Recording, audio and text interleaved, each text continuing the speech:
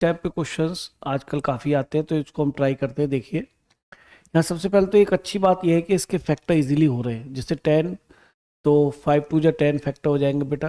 तो ये हो जाएगा cot inverse x minus 2 and cot inverse x minus 5 is greater than 0।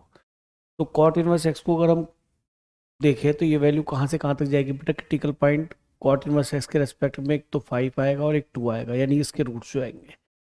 तो यहाँ पे पॉजिटिव मिलेगा। अगर 5 से बड़ा कॉट इनवर्स एक्स सकते हैं, जैसे 6 रख ले तो ये 6 बना, तो ये पॉजिटिव 6 ये रखा तो ये पॉजिटिव, प्रोडक्ट पॉजिटिव हो गया। यहाँ पे नेगेटिव आ जाएगा, इस तरह से यहाँ पे पॉजिटिव आ जाएगा। आपको क्या चाहिए कि मुझे ग्रेटर देन 0 चाहिए, तो ग्रेटर देन 0 का मतलब यहाँ पहुँच गए। ठीक है, तो एक सॉल्यूशन मिला कि cot inverse x is less than 2, और दूसरा सॉल्यूशन मिला और cot inverse x is greater than 5। तो अब आप ये देखो कॉट इनवर्स एक्स एक्चुअल में होता कहाँ से कहाँ तक है। तो जो कॉट इनवर्स एक्स है ये हम जानते हैं, इसकी रेंज बेटा 0 से लेके पाई तक होती है। तो ये तो cot inverse x greater than 5 दे रखा है, तो ये तो पॉसिबल नहीं है। तो यानी ये पॉसिबल होगा, तो कॉट इनवर्स एक्स को लेस देन 2 लेना है। भाई पाई तो 3.14 तक ही होता है ना, ये तो होगा नहीं। तो ये इसको देखते हैं। अब यहाँ पे कई बार स्टूडेंट एक मिस्टेक करता है। वो क्या करता है कि कॉट इनवर्स को उधर ले आए कॉट 2 बना देता है।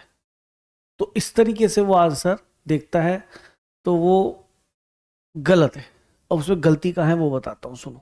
कभी भी जब इक्वेशन सॉल्व करनी हो तो आप एक काम किया करो, इन दोनों के अलग अलग कर्व ड्रॉ कर लो। एक तो y equal to cot inverse x और एक y इक्वल टू 2। तो y इक्वल टू 2 तो क्या है हमारा? हॉरिजॉन्टल लाइन है, कांस्टेंट फंक्शन है, और ये क्या? Cot inverse x. तो कॉट इनवर्स एक्स का कर्व किस तरह से बनता है? डिक्रीजिंग का कर्व होता है, इसका रेंज 0 से पाई होता है, और ये यहाँ पे इसका एसिम्पटोट है, यहाँ से निकलता है पाई बाई 2 से, और यहाँ पे भी ये एक्स एक्स भी इसका एसिम्पटोट है, तो यहाँ पे पाई बाई 2 होता है। तो ये हमें याद होनी चाहिए बेटा, कर्व्स के बिना कोई काम नहीं हो सकता पूरे कैलकुलस में और मैथमेटिक्स में भी। और ये तो इनवर्स ट्रिग्नोमेट्री में तुम देख रहे हो, कर्व के बिना कुछ नहीं चलता। और y इक्वल टू 2, ये बेटा पाई बाई 2 क्या होता है? 3.14 टू 1.57।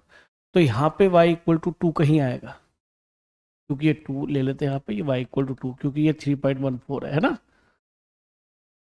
ये लाइन का इक्वेशन y इक्वल टू 3.14 है। अब आप चाहते हैं कि कॉट इनवर्स एक्स यानी ये वैल्यू हमेशा 2 से छोटी रहे, तो कर्व में देखो ऐसा कहाँ हो रहा है?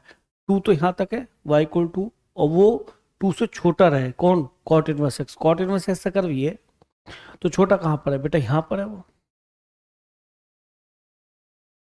देख रहे हैं? तो इस बाउंड्री में, मतलब यहाँ से अगर हम परपेंडिकुलर ड्रॉप करें तो x की वैल्यू जो भी आएगी, इससे आगे आगे आप देख रहे हैं कि कॉट इनवर्स एक्स जो है वो नीचे है और y इक्वल टू 2 ऊपर है। तो y इक्वल टू 2 ऊपर ही होना चाहिए, बड़ा होना चाहिए कॉट इनवर्स एक्स से। तो इसका मीनिंग हमें ये पॉइंट देखना है, ये वैल्यू की कितनी मिलेगी। तो ये इस कर्व और इस कर्व का सॉल्यूशन है। सॉल्यूशन से मतलब जहां पर ये दोनों इक्वल है। तो cot inverse x equal to यानी x इक्वल टू कॉट 2, तो ये कॉट 2 मिल गया बेटा, है ना। तो कॉट 2 से जब भी आप आगे चलेंगे, वहां पर आप देख रहे हैं कि y इक्वल टू हमेशा बड़ा है कॉट इनवर्स एक्स से, ठीक है। तो इसका मीनिंग x की वैल्यू क्या होगी बेटा? यहाँ पे कॉट 2 से लेकर, एक्सक्लूडिंग है ना, इक्वल नहीं लगा था, नहीं इक्वल नहीं है, तो कॉट 2 से लेकर इन्फिनिटी तक। तो ये बेटा हमारा आंसर हो जाएगा, कॉट 2 से इन्फिनिटी, यानी कि ऑप्शन नंबर बी।